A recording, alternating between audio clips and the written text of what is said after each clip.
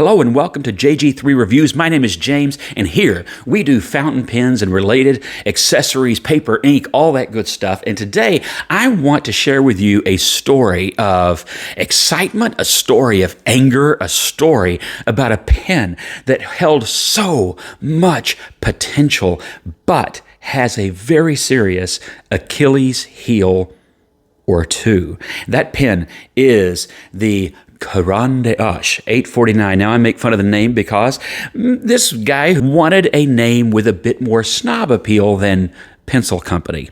And so he took the Russian word and went from karandash, which is pencil, to Caran. And people have been falling for that for a long time. It's a great company. They make some great products. This is one that held a lot of promise for me, and some of you have this pen and have had wonderful experience. I got to say that, to be fair, right up front. But my experience is not what I expected or what I hoped for, and instead has been a tale of woe. So let's flip the camera. We'll get into what I do like about this pen, and there are some things, what problems I've had with it, and how those problems have either been solved, and they kind of have, or how they have been prolonged, and they kind of have. Let's flip the camera and jump on in. Okay, so this is what the 849 comes in. Very simple cardboard box, and not a lot in there. I think there may have been one more cartridge. I'm not sure about that, but I think there may have been one more cartridge in the box when I bought it, and I may have just already used that, or it comes with one cartridge. No converter, no warranty card, and just very simple pen and box. Not a lot to go on there. Okay, let's start with the design of the pen. I like to start with the things that I like, and I like the design of this 849. It is pencil shaped in the barrel and the cap, and not just that, but the finial, not that end, at the top of the cap also reminds us of the meaning of their name and the history of their company and their origins, and really what is still the mainstay of their business, which would be art pencils and things. So that is there. I like that. Very simple, but it's cool. You have the Swiss-made moniker here on the cap, and that's one of the things that I like about this pen. This is part of my Pens Around the World collection, so I do like that. The Caran name is, and model number, under the clip. I'm not sure why they decided to do that, just to leave the rest unblemished, I guess, but that is under the clip. It'll at least keep that from wearing off. Maybe that's the reason the clip acts as a guard to keep that from getting worn off. I have no idea, but I like it well enough. And the clip is a nice, strong, springy clip without being too tight that it's hard to work with. It's just a good functional clip and a really cool style. I just like that. And very simple, very pencil-like, and even more so than the 849 ballpoint version that uses the same style. But I think the fountain pen actually pulls it off a little bit better to my eye. I like this. The cap is held in place. You'll hear that snick in by a snap-in function. You'll think when you put it here that it must be held at both ends by magnet, but it's really not. It is magnetic at this end, and that holds it in. So this will feel looser, and you will think that it's not going to be secure, but I've not had that problem. It can. You can see that it can get a little extra movement, not be, I wouldn't say rattly, but you may notice from time to time the movement of that cap, and it makes for a rather long, thin writing instrument, as you can see here. Oh, I gave something away. You didn't see that, right? You didn't see that? You didn't see that. You didn't see that. Okay, so you're not seeing that. The barrel, very, very simple. The cap as well, but that fits in nicely. That's all well done, and is held in place again by a magnet, and I like it. It would be nice if it was just a little bit tighter. So then you open it up. Stop looking at that end of the pen. Stop it. You open this up, and of course I do have just one international short cartridge, and so that's nice. It uses international standard, European international standard cartridges, converters. You could get like a Schmidt converter for this, and it would work just fine. It just does not come with one. I failed to mention earlier, this is a metal pen with just a plastic grip and feed section, but it is overall mainly a metal pen. Now, let's get to something that I'm having a very difficult time hiding from you, and that is the problem with my pen. When I got this pen, it of course had the standard Caran nib. I'll put a picture up for you. And the pen wrote terribly. Okay, this is my problem with the pen. I love the style. I like the pen overall, and all of that good stuff. Everything about the pen I like, until I start writing with it, and it writes terribly. It was like using, I would say it was like using a chicken foot to write with, but I do think that if you took a chicken, and I'm talking a live chicken, if you took a live chicken and tried to and dipped that foot in ink and had it run around on your paper, you and the chicken would have a more pleasant experience than I had writing with this pen. It was awful. It's scratchy, and it writes terribly. I got out the old loop there and took a gander at what the problem with the nib was, and the nib slit is, it's like you were driving to Arkansas and went to Nevada. What in the world? It's crooked to the side. It's terrible. It leaves like a 20-80 split instead of 50-50. And because of that, the smaller side, the thinner side, is so warbly. What it does, it would be like if you had, if this was the nib and the nib slit, you've got extra strength. Where there are two, it's stronger, right? You got twice as much metal.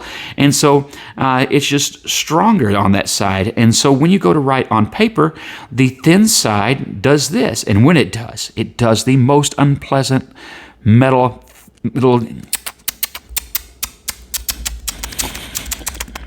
When you're writing, okay, I'm going to stop. And it drove me, can you tell? It drove me nuts. It's scratchy. It doesn't write well. It had flow problems, obviously. Grabbing at hair, little hair fibers of the paper, that kind of stuff. It was terrible. It was just terrible. Okay, so that's not the end of the story. So what did I do next? Well, I'm going to flip the camera and talk to you about my experience in trying to get this rectified, and then we'll look at how I finally just took it into my own hands and fixed the pen. Okay? So let's flip the camera and we'll talk. Okay, so I'm going to try and make this fast, and I apologize if it starts to look like the Blair Witch Project, but I talk with my hands, and that's how I'm holding the camera at the moment. Went to Caran website and contacted them through their customer service, and when I did, I got butkus. I mean nothing. It has been months. I've never heard a word. After, I don't know, a month or two, I forget the exact timing on this. I could look back. I have it all documented, but why bore you with all of that? I went back and went this time to their Facebook page. I thought if they don't answer one website, maybe they'll answer the other, because, the young people, they pay attention when there are complaints on their websites through the social medias. And so I went there, and it took days. But I did eventually notice that someone had read my submission, which again, it contained details, attached photos, magnified photos, documenting the issue and things like that. And it was all, by the way, polite. When I finally got a response, days after that second submission, that person was kind, professional, not picking on them at all. They got back to me and said, this is the social media page, and they don't, let us deal with any of that kind of stuff. You're going to have to only go through the United States Customer Service Department. And so just resubmit it, and they will get back to you, I promise. Well, that's been weeks and weeks and weeks. And do you know what I've still gotten? Yeah, butkus. So that's where I am. So what did I do? Well, I remembered the last time that I went through this issue, it was with Diplomat, and they responded very, very quickly. They responded with a request for photos, and so I sent them photos of the issue I was having and showed them, the things that were going on, described that to them, and they said, okay, thank you very much. A new nib unit is on the way. And at their expense, they sent me a new nib unit, not just a nib or a feed, but the full unit and section, a full grip section. And that was taken care of very, very well and very, very professionally. So kudos to Diplomat for support of their Magnum. And yeah, let's get back to the review. Okay, so I said I would show you what I did to this pen. If you work at Caran, you're going to think that this may be the abomination of desolation, or maybe if you work at another company that I shall mention in a second, you will think the same. But the truth is, it just worked, okay? So, and I'm probably going to say Caran from here on out because I just vented all my frustration, and that venting frustration sounds better in Russian, does it not? Okay, this is what I did. So I had left over from that experience with Diplomat that nib still stuck in that section.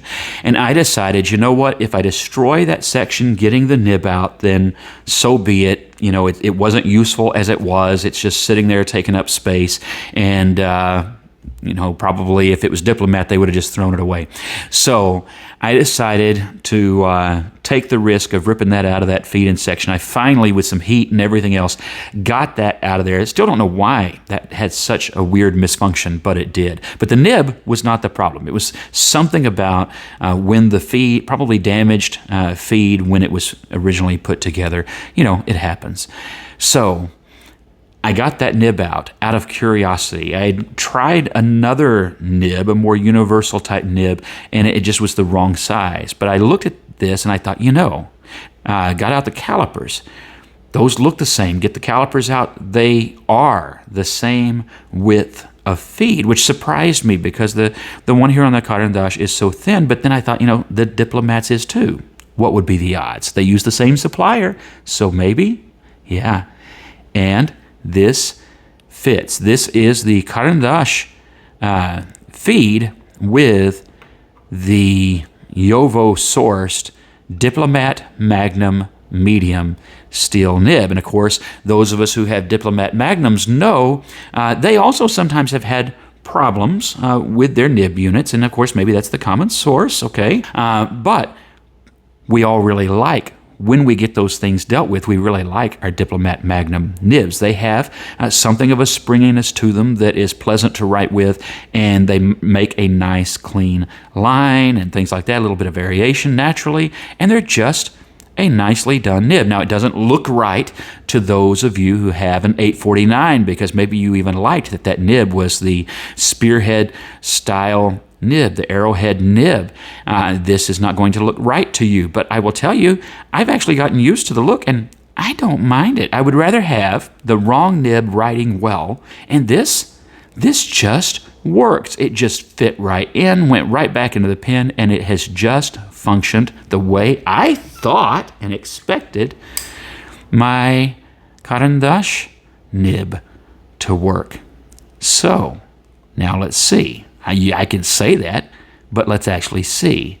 Does it really work? Yeah. So this is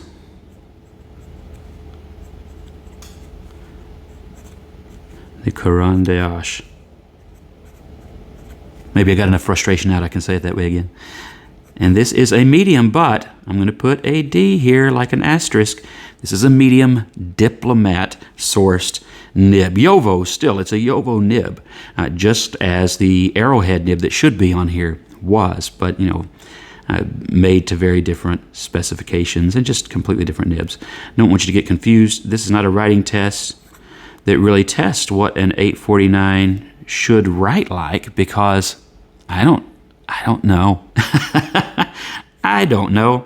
I'm going to put BPC here because this is a BPC sourced blue cartridge. I did figure that out. Anyway, you're not really going to get a test today of what this is supposed to write like, just like that was not a test of what those are supposed to look like.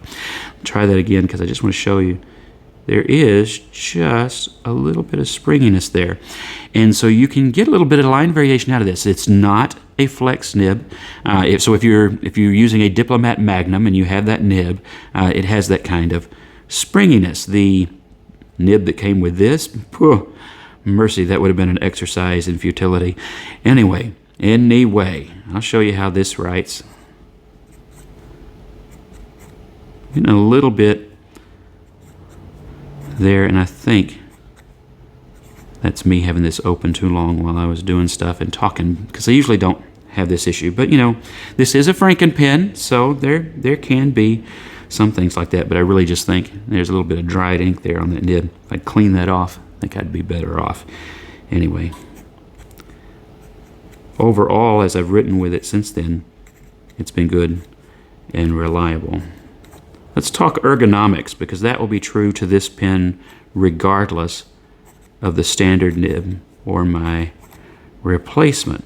On ergonomics, it is a very thin section, so you're going to have to decide whether or not that's something that's for you or not for you.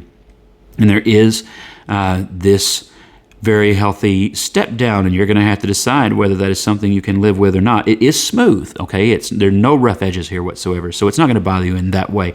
I find it to be okay. I actually don't like thin sectioned pens all that much, but this doesn't bother me. I guess if you can stand writing that far from the nib, you could come back and then write with a pen that's almost as thick as those learner pencils we had back in the 70s in first grade. But I don't think I never see those anymore. I don't even know if they make that anymore. Let me just write a few random things here. London, I'm in a traveling mood. We'll go London, Paris, and Moscow. How about that? So I find, as I said, that it does fine this way. Really not much point to reviewing too much of the nib and its performance, but as you can see, it kept up there just fine with the gibberish, or maybe as you couldn't see, but it did. It kept it fine with the gibberish. Okay, let's do a quick size comparison. So there is the Caran 849. Here is the Diplomat Magnum next to that pen. I think that makes sense. We would compare these two at this point in the video, right? Here is the all familiar Lamy Safari. So that gives you some idea on the length there. It is a very close length to the Lamy Safari, smaller a bit in diameter, but pretty comparable. Other pens that I think people might cross-shop besides the Diplomat and the Safari or the All-Star would be maybe the Faber-Castell Loom. I would say this is a great alternative to the Caran. Talk about a rival company. It comes from a rival company in the art supply world. And even though this, the only flaw I find in this pen is that this is plastic, okay? It's holding up okay so far, but I don't use it as a clip that much.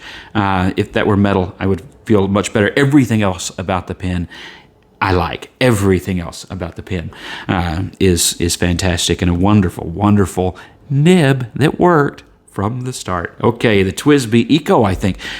Also similar price range, a great pen. Totally different in style, but a great writing pen. And just one more, just for fun, because I have it laying here.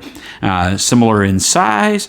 All of these within $5 to $10 price range of each other, probably, depending on different specials and things like that. You have the Majan T1, and that is another piston filler, of course, but a great pen that writes really well and comes with a number 6 size nib, the only one in this little lineup to do so. But great set of pens, and clearly the Caran certainly holds its own on style and on the cap, the clip, the barrel, the section. The build quality is all awesome, but the nib, total trash. Make your own out of aluminum foil. It'll be better. So I share this with you for this reason. One, customer service is so important if it is a company that claims to have it. If this is a Jinhao, they don't claim any customer service, and frankly, I'm paying like a fifth or less of the price of this pen for most of those. So there's a different level of expectation. When you promote yourself, market yourself, picture yourself as a luxury company, a luxury goods, luxury art goods company, I think we consider it not even a luxury, that you stand behind your product. I think we consider it not even a luxury, but essential in that kind of a company, that you actually respond to your customers. And when one of your employees in another department responds, which this one was very polite and professional, you give those employees the tools they need to be able to connect you immediately to someone who can resolve the problem. Okay, that's just a little advice from a customer. I'm not even playing the customer is always right card, because honestly, sometimes we're not. But I know this isn't one of your most expensive pens. I know that, and I know that there certainly wasn't anything in here implying that you stood behind your product. But you ought to stand behind your product. Okay, go out of your way. Diplomat did. Okay, I have no problem showing you the competition's move. Diplomat was awesome in their response. This is a pen that, frankly, is higher scale and more expensive than the Diplomat and receives less professional support. And so, in my review, I like the overall design of the pen.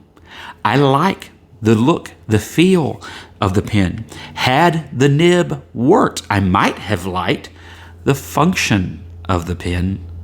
But for those of you who have suffered through my angst, I hope that you have a great week. I hope that you have great pens. I hope that what you get arrives in the box as it should. And when you seek customer support, you get better than I got. God bless you. Have a great week. And I will see you in the comments and in the next review.